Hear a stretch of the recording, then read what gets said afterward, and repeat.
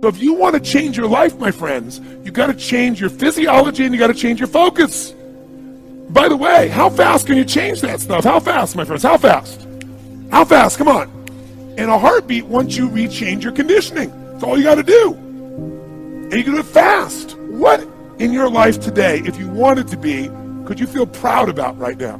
If you wanted to feel proud, if you didn't feel like, I shouldn't be proud, if you wanted to feel proud, what could you be proud of in your life today? Your children, your health, your body. Is there a problem you faced? Instead of running from it, you finally stepped up and handled it? What could you feel proud of in your life today? If you wanted to feel proud. And when you think about this thing you're proud of, what about that makes you feel proud? What do you focus on that makes you feel proud? How do you breathe when you really start to feel proud? What's the kind of look on your face that starts to happen when you let yourself feel proud? Think of another area of life. Think of an area of life that you're grateful for. Or if you are not grateful. If you wanted to be grateful, what's an area you could feel grateful for? What could you feel grateful for if you really wanted to feel grateful? How many can think of something you can feel grateful for? And what about that are you grateful for? What do you focus on that makes you feel grateful? How does it feel when you're really, truly feeling filled with gratitude? Here's one. If you wanted to be excited about your life right now, and you were willing to be excited, you're willing to buck everybody else's trend, what could you feel excited about in your life if you wanted to feel excited? What could you get excited about if you're really focused on it and you really took it in? And you weren't in a negative place. What could you get excited about if you wanted to be excited in your life? What could you get excited about? When you're really excited about it, what about that excites you? Or when you're really excited, how do you feel? How do you speak? What's your life like? By the way, when you're excited, does it tend to touch other people? Yes or no? Absolutely. By the way, do people have a tendency, by the way, who feels different right now than just even a couple moments ago? Raise your hand and say, I. Why? Because focus is controlled by questions. If you ask a different question continuously, not once, continuously, you will get a different answer. If you ask a lousy question, you get a lousy answer and a lousy state. The brain's like a computer. Ask it a question, it'll have to come up with an answer. Because you deserve it, you idiot. Lousy questions create what? Lousy answers. Ask a better question, get a better answer. Now here's what I want you to get. I want you to get that you can change your state. How fast, guys? How fast? How fast? And if you get the habit of doing it, you'll have a different life. The number one reason we don't achieve success and we resign ourselves to mediocrity and we get swallowed into failure and discouragement, and it becomes sometimes so deep that we can't see the possibilities that our lives could be. I mean, your life doesn't have to be your current life 30 days from now, but most people can't see that. And the number one reason is this word called grit. Researchers say the number one defining factor of whether we become successful or average is whether we have grit. Grit is the ability to stay true to your vision and not dilute it when you get laughed at. Grit is the ability to try an innovation, experience failure, and to say, I'm going to continue and I'm actually going to learn and use that experience to get me closer on my path to the mountaintop. I mean, what the ordinary person sees as failure, the master simply sees as part of the process of refining your craft. So, number one, you've got to have grit. You've got to literally, when you get knocked down, force yourself to get back up, because then you start to develop a new brain. Yes, you develop a new neural pathway. Yes, you develop new muscle memory. And yes, you develop confidence. Remember that every time you get knocked down, it's an opportunity for you to develop more confidence, develop more experience, develop more inner power. Okay, every time you do something that you didn't feel like doing, like getting back up after you failed, or staying true to yourself after you've been laughed at or told it can't be done, literally, you become more powerful. And every single time you don't feel like persisting, and you do, you take back your power to the thing that you gave your resistance to. Every time I made a mistake, they became painful mistakes, but with time, I realized that reflecting on those mistakes would give me gems. What I would do is I'd say, why did I make that mistake? And I would learn from that mistake.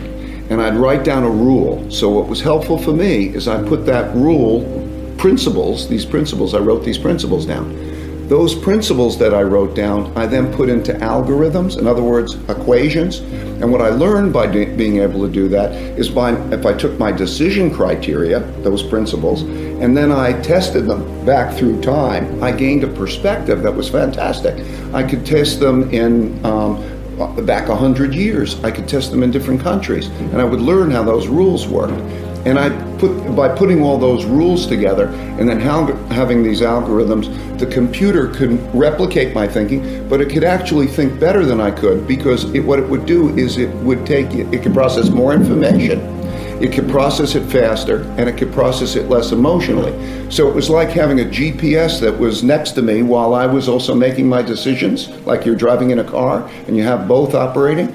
And to have that next to me was, invaluable. It would learn, I would learn, and together we built that. People are always like, oh, you're such a risk taker. I'm like, I hate risk, man. I'm terrified. And literally, it is terrifying, taking that first step. For me, it was easier because I got fired, but, it's about preparation. We all go through this process, and tell me what you think, Chase. Sure. Where you've got the idea, right? And you get that feeling in your stomach and you get all excited, oh my God, then you talk to a friend. And the friend goes, oh wow, that's pretty cool. I never heard of anything like that. I'd buy that, right? And then you talk to some other people, and then you do the Google search, right? Anybody else out there? Is anybody else doing this? And you try 50 different ways, no one's out there. Well, the first thing I'll tell you is, just because you don't see it on Google doesn't mean 100 companies haven't gone out of business doing the same thing, right? It may not be out. There's a saying in basketball, you're open for a reason, which means you can't shoot, so they're not guarding you, right? It hasn't been done for a reason because every company who's tried it has gone out of business. So the one thing I would tell you is be careful, but once you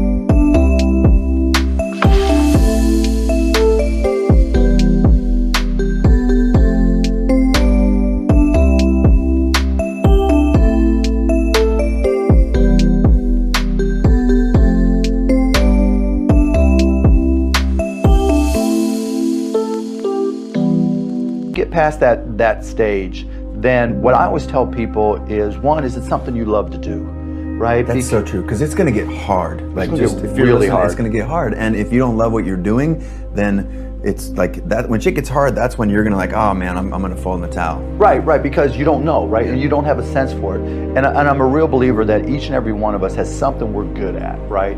And you've got to figure out, is this something you're good at? I've always been good at selling. I found out I wasn't into computers when I was a kid. Then I found out when I started to teach myself how to code, it was like, oh, I like this, right? And I literally would sit there writing software, and I think, okay, I've been working 2 hours, I better get something to eat, and it's been 24 hours, It's just like, what the 24 hours? Okay. That tells you you're clued in. And it's not just what you care about, it's not just passion, because the circle's overlapping passion and aptitude, right? You want to be good at something. Just because you love basketball doesn't mean I'm going to be any good at it, right? Yeah, sure. You can have fun at it, but if you're trying to make a business, a life, a living, then you should. Yeah, and I always say, don't follow your passion, follow your effort. Right? So you might think you're passionate about playing basketball, playing the guitar, drawing, design, whatever, but where you spend your time is your better indicator, because that's typically what you're good at. And nobody ever quits anything they're good at. For sure. When you're good at something, you tend to want to get better. How do you come with this idea, actually? Sometimes they're pushing the human limit. You are always pushing the human limit. Why? Well, I think about what technology solution is necessary in order to achieve the particular goal, and then try to make as much progress in that direction as possible. I think being a multi-planet species and being out there among the stars is important for the long-term survival of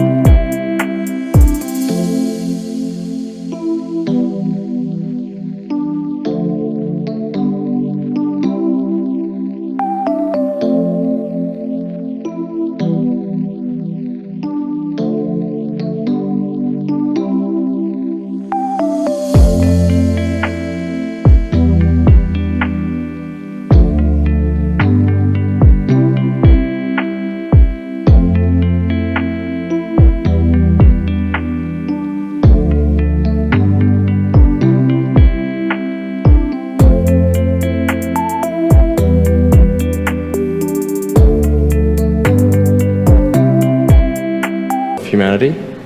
And that's one reason, kind of like life insurance for life collectively, life as we know it.